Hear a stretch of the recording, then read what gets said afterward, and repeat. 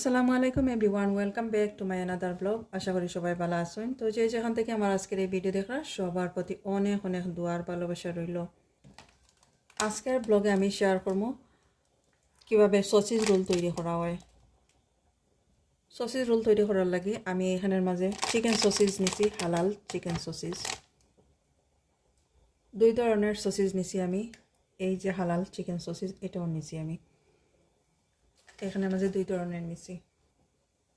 মাত্র দুইটা উপকরণ দিয়া এই রোল তৈরি করা হয়। এই যে সসেজ নিছি আমি, আর এই লাগবো পেস্ট্রি শিট। এই যে এইটা নেওয়া লাগে। তো এইটা না নিলে আবার সসেজ রোলটা তেমন একটা ভালো হয় না। তো পেস্ট্রি শিট এটা আমি নিছি। আর ইউজ করতাম পারবো আমি কিছু তেল। এখানে যে ব্রাশ করার লাগে তেল রাখছি, কুকিং অয়েল, সানফ্লাওয়ার অয়েল রাখছি। চাইলে আবার এখানের মাঝে এগ ইউজ করা যায়, এগ ওয়াশ, অথবা অলিভ অয়েল ইউজ করা যায়। এখানের মাঝে লাগবো আমার একটা বেকিং ট্রে, আর লাগবো কিচেন ফয়েল অথবা এই যে বেকিং পেপার। তো আজকে আমি বেকিং পেপার দিয়া সসেজ রোল করে আনিমো। প্রথমে আমি বেকিং ট্রে রেডি করে নিই। আর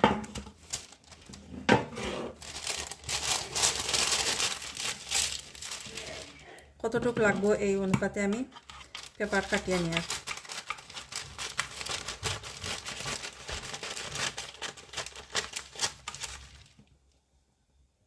আর এই পেপার এখানে মাঝে স্টিক করে রাখার লাগে আমি কিছু তেল এখানে মাঝে ব্রাশ করে দিব।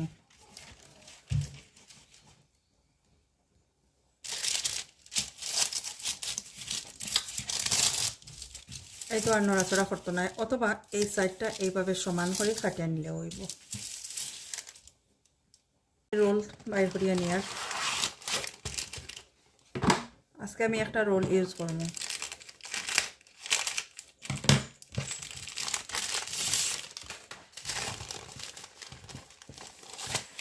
কিছুই করা লাগে না, এত ইজি রেসিপি, ছোটো বড়ো সবার খুব পছন্দের। এখন আমি এই সসেসগুলা ডিফ্রস্ট করিয়া নিছি। এগুলা ফ্রোজেন আছিল, ডিফ্রস্ট করিয়া নিছি। 30 মিনিট আগে এগুলা বাইর করিয়া রাখি দিলে হয়ে যায়। আর এই শিটটাও ডিফ্রস্ট করিয়া নিছি, ফ্রোজেন আছিল। দুইটা আমি দুই সাইডে দিলাম। দেওয়ার পরে আমি এইভাবে রোল করে নিই। আর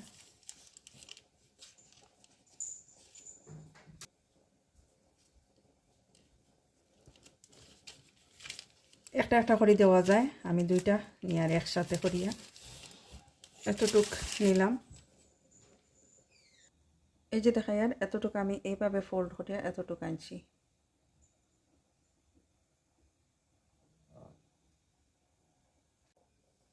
এখন আমি এইখান থেকে কাটিয়ে নিই। আর এই মাঝে দিয়ে কাটিয়ে নিই। তো দুইটা সসেজ দুই সাইডে হয়ে গেছে। একটু প্রেস করে এইভাবে লাগাই দিলে জোড়া লাগি যায়।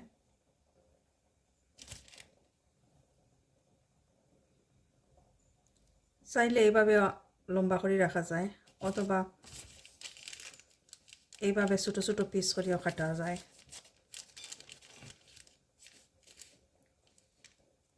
একটা নাইফ দিয়ে কাটলে আরও ইজি হয়। আমি বাটার নাইফ দিয়ে কাটলাম। এইভাবে কাটিয়ে নিলে হয়ে যায়।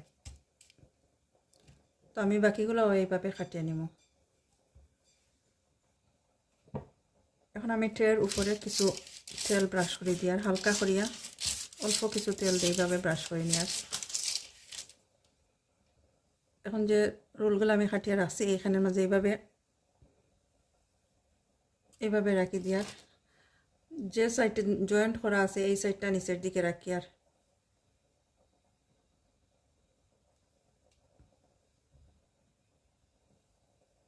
কিছু বড় সসেজ রাখছি এইভাবে লম্বা করিয়া, এগুলো এইভাবে দিয়ার।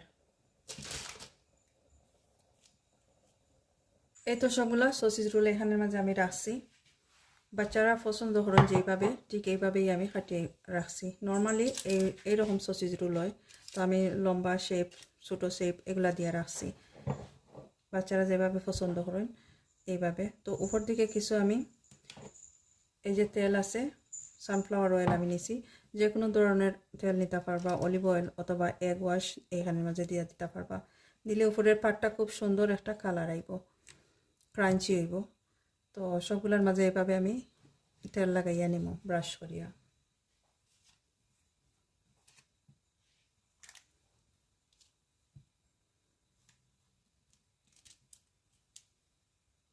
এখন আমি আভেনের মাঝে রাখবো 25 মিনিটের লাগি।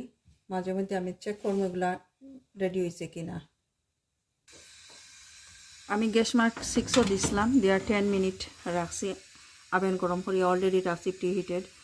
তো এখন আমি দিয়ার 20 to 25 মিনিট লাগবো। গ্যাস মার্ক 5ও থাকবো আমার।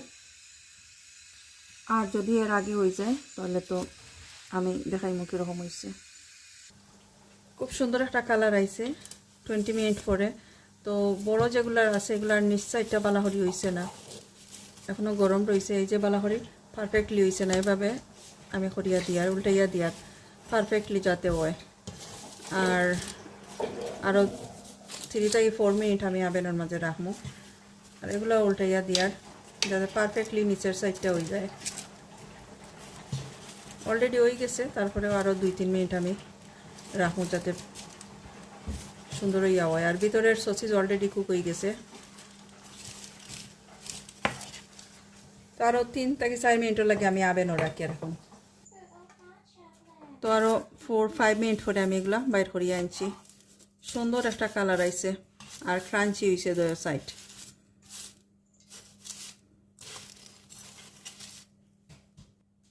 এই তো রেডি হয়ে গেল আমার সসেজ রোল।